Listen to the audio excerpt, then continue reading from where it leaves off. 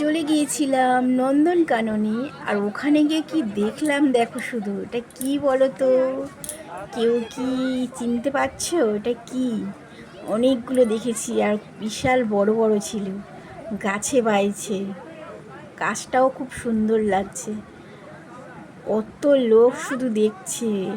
আমরা তো প্রথমে তো ভাবেইনি যে ওটা তো খোলা ছিল, লাফ কেটে যদি চলে আসতো কি হতো ভগবান জানে। পরে ভাবলাম যে সত্যিই চলে আসতে পারতো, কারণ বেশি উঁচুও ছিল না, আর গাছের সেই ওপরে বসে আছে, দেখতেই পাচ্ছ কিছু নেই।